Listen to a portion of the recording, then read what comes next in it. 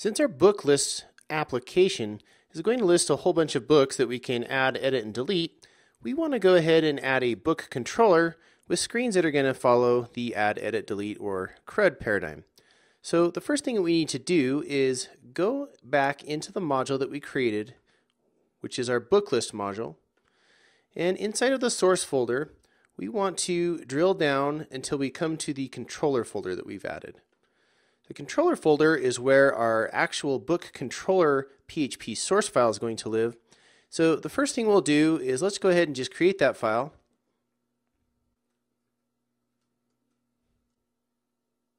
Once your file is there, go ahead and open that up. And we want to go ahead and create a class for that. So like any good PHP file, we want to make sure that we start off our file with the PHP declaration, and then we're going to give it a namespace. And the namespace is going to follow our module, which is book list. And then we are in the controller folder. Next thing we'll do is add a class, and we want to call it book controller.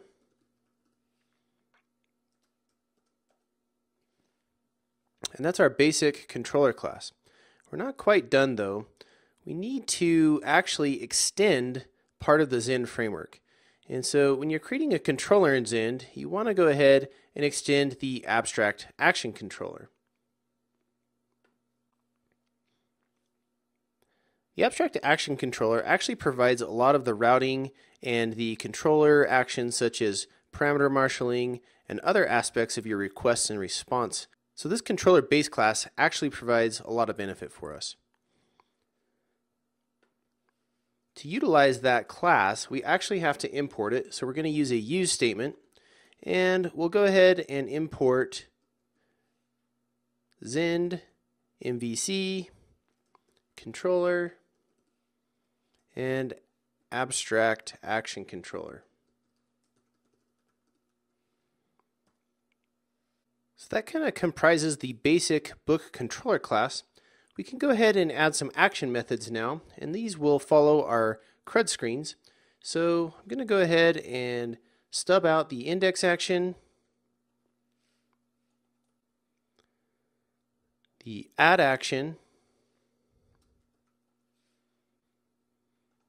the edit action,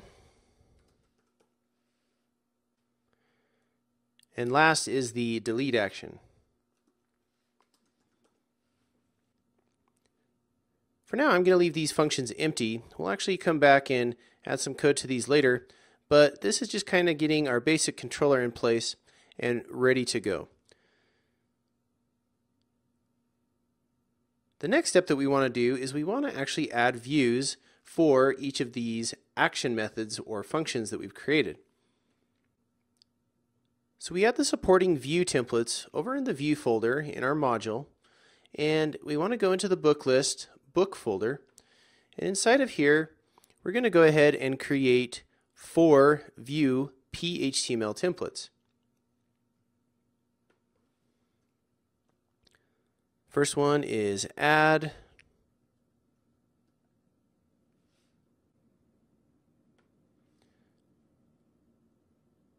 next one is delete, edit, and last is going to be our index. The index file will essentially be kind of like our read or our list of all of the books. And then obviously the add template will be adding books, delete template will be deleting, and the edit template will be editing books. The code that's going to go in the templates is going to be HTML along with some PHP scriptlet. But for now, just to keep these straight, and as we test our controller a little later, I'm going to go ahead and add in just some placeholders for it. So I'm going to say in index.phtml, and then I'm going to copy those into the other templates.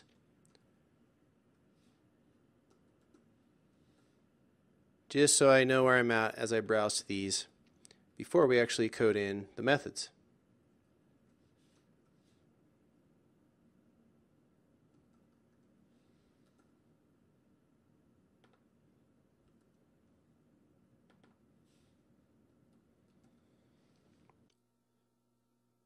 So that's basically all it takes to stub in a controller and some views.